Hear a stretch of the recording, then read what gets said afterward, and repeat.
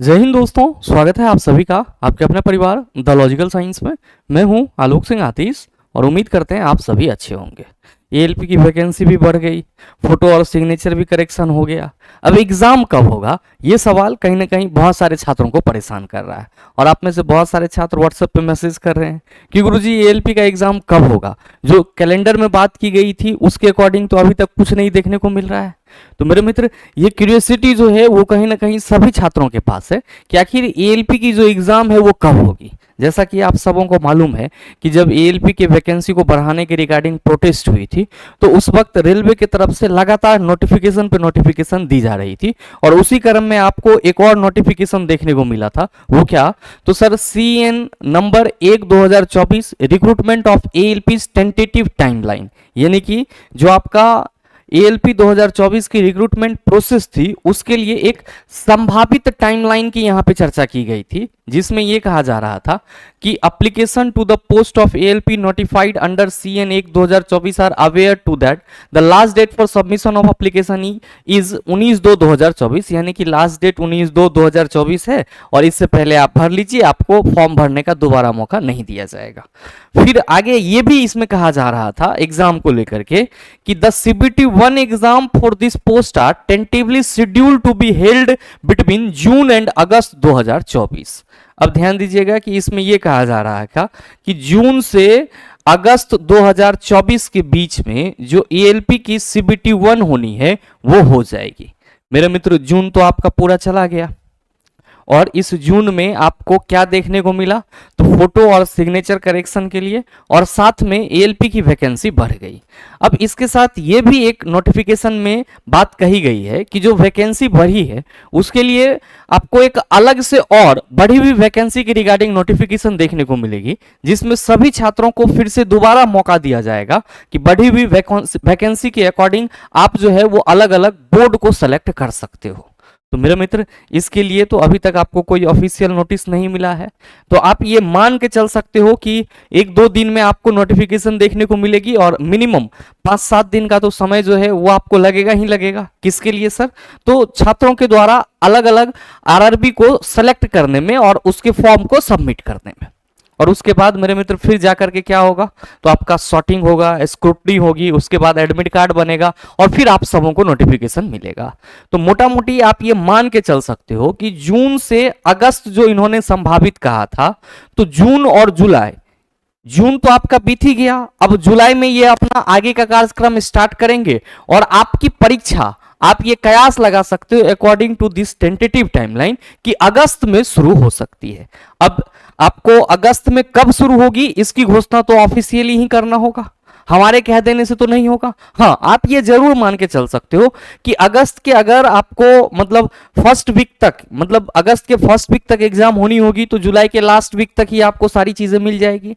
अगर जुलाई के last week में आपको सारी चीजें नहीं मिल रही है तो अगस्त के आपका सेकेंड वीक से एग्जाम जो है वो शुरू हो जानी चाहिए, क्योंकि टेंटेटिव टाइमलाइन भी आपका वही है। किसके लिए सर? CBT-1 के लिए।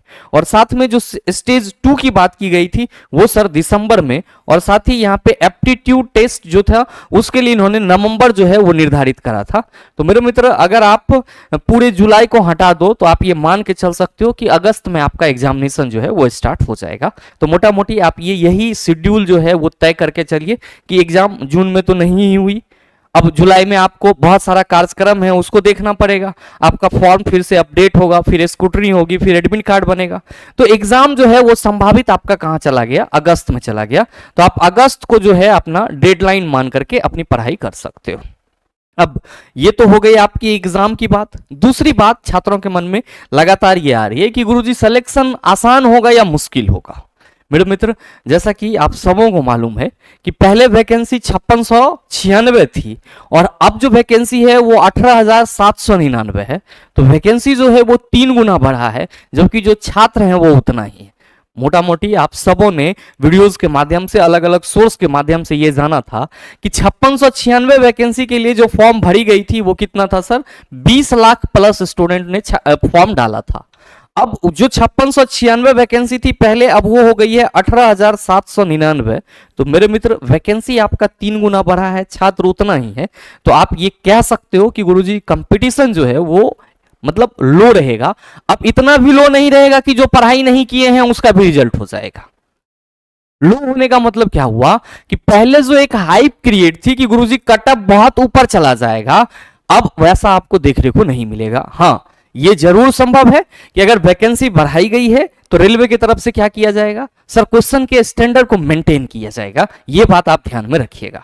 और अमूमन अगर आप 2018 के कट ऑफ की बात करेंगे तो उस वक्त जो जनरल कैटेगरी के छात्र थे कहीं ना कहीं 45 प्लस स्कोर था अलग अलग बोर्ड से, तो उनका जो रिजल्ट था सीबीटी 1 का वो हो चुका था। और अदर कैटेगरी की बात करें ओबीसी एससी एसटी, तो सर 40 प्लस पे हम एक एवरेज बता रहे हैं, इससे कम भी गई है और इससे थोड़ा बहुत 5-10 नंबर ज्यादा भी गया है, तो कोई दिक्कत नहीं है। अगर आप बहुत अच्छे स्टूडेंट हैं, तैयारी कर रहे हैं और अभी जो आप प्रैक्टिस सेट लगा रहे होंगे कहीं पे भी सर 75 क्वेश्चन में अगर 45 प्लस स्कोर कर रहे हैं तो मेरे मित्र चिंता की बात नहीं है। आपके पास 1-1.5 महीने का समय है अभी से, आप बेहतर कर सकते हो उसमें। और 40-45 अगर स्कोर यहां पे कर रहे हो तो एग्जाम में आप आराम से बेहतर स्कोर कर लोगे, फिर नॉर्मलाइजेशन भी होगा और आप कट ऑफ के अंदर आ जाओगे।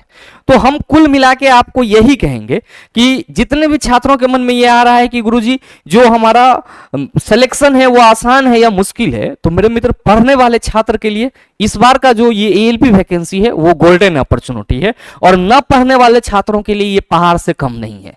न पढ़ने वाले छात्रों को 1 लाख वैकेंसी भी दे दिया जाएगा और उसको लगेगा कि नहीं हम तकिया पे सुतल रहेंगे, हमारा रिजल्ट आ जाएगा, संभव नहीं है। और जो भी छात्र लगातार मेहनत कर रहे हैं, लगातार प्रिपरेशन कर रहे हैं, मेरे मित्र आपके लिए गोल्डन अपॉर्चुनिटी है। हम लिख के दे सकते हैं कि अगर आप 40-45 सही तरीके से स्कोर कर रहे हैं और आप लगे हुए हैं 1-1.5 महीना और आप बेहतर तरीके से मेहनत कर लेते हैं तो एएलपी में इस बार सिलेक्शन आपका पक्का है। ये बात ध्यान में रखिएगा। कट ऑफ जो है अब पिछले बार की तुलना में कम जाएगी ज्यादा जाएगी, ये डिपेंड करेगा कि सर क्वेश्चन का स्टैंडर्ड कैसा है, ये चीज ध्यान में रखिएगा।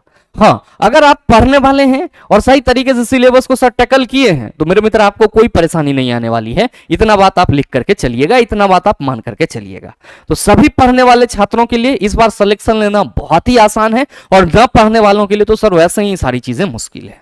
मेरे मित्र एक चीज ध्यान में रखिएगा कि आप किसी भी सब्जेक्ट की तैयारी कर रहे हैं, किसी भी मतलब कह सकते हो कि सब्जेक्ट को लेकर के चिंतित हैं, उसका एक चीज आपको करना है सर, प्रैक्टिस लगातार करना है इस बचे हुए समय में। और बगैर प्रैक्टिस के कुछ भी संभव नहीं है। और आप सबों की कई दिनों से ये लगातार डिमांड भी थी कि गुरुजी आपका प्रैक्टिस बैच कब आएगा, क्योंकि मैंने यूट्यूब पे आपको बहुत सारे क्वेश्चंस करवाए हैं, एनसीईआरटी के एग्जाम्पलर भी करवाए हैं सर, ग्रुप डी 2022 के 30 सेट भी आपको कराएं प्रैक्टिस के रूप में, उसके बाद जो है चैप्टर वाइज भी करवा रहे हैं। तो सर चैप्टर वाइज वगैरह जो कुछ भी है थ्योरिटिकल न्यूमेरिकल वो सब आपका चलता रहेगा। लेकिन जो आप सबों की डिमांड थी कि गुरुजी आपकी प्रैक्टिस बैचेस कब आएगी अपडेटेड क्वेश्चन के साथ, और वो ऐसा बैच होना चाहिए कि सर आप अपने एप्लीकेशन पे ले आओ, उसके लिए सर कुछ फी लगा दो चलेगा, लेकिन आप उसमें डेली लाइव पढ़ाओ। तो मेरे मित्र आप सबों के लिए मैंने प्रैक्टिस बैच आज ही सर को अपने एप्लीकेशन पे ला दिया है। और अगर आपको इच्छा है कि हम सर के साथ साइंस का प्रैक्टिस करें तो मेरे मित्र आप सभी हमारे साथ जुड़ सकते हैं इस रेलवे साइंस प्रैक्टिस बैच में। ध्यान में रखिएगा कि ये बैच जो है आपका कब से प्रारंभ हो रहा है, ये बैच आपका 30 जून से प्रारंभ हो रहा है। इसमें क्या करेंगे हम सर, तो मेरे मित्र जो भी आपका अपडेटेड क्वेश्चन है सर उस अपडेटेड क्वेश्चन का हम लोग प्रैक्टिस करेंगे। अमूमन मेरे मित्र हम आपको यहां पे खुल के कंटेंट बता देना चाहेंगे कि ग्रुप डी 2022 का हम लोगों ने 30 सेट करा था रुक्मिणी साइंस 3200 वॉल्यूम 1 में, और जो रुक्मिणी साइंस 3200 की वॉल्यूम 2 आई है उसमें सर आपका 65 सेट और दिया हुआ है, तो टोटल आपका 95 सेट है। इस प्रैक्टिस सेट में हम पूरा कोशिश करेंगे कि इस 95 सेट्स को पूरी तरीके से कंप्लीट कराते हैं। ध्यान में रखिएगा 30 सेट आपने हमारे साथ सीखा है तो उसका सिर्फ और सिर्फ वार्म अप जरूरी है, बाकी के जो नए सेट हैं सर उसका प्रैक्टिस जरूरी है। और साथ में मेरे मित्र इस अपडेटेड प्रैक्टिस बैच में आपको क्या होगा, एएलपी एंड टेक्नीशियन 2018 के जो आपके पीवाईक्यू हैं उसका भी सर हम वार्म अप करके मैराथन करवाएंगे, ताकि आपको ये ना लगे कि सर प्रैक्टिस में हम 2018 कर लेते, 2022 कर लेते, 2019 कर लेते, हमारा वो नहीं हुआ तो इस वजह से रिजल्ट रुक गई।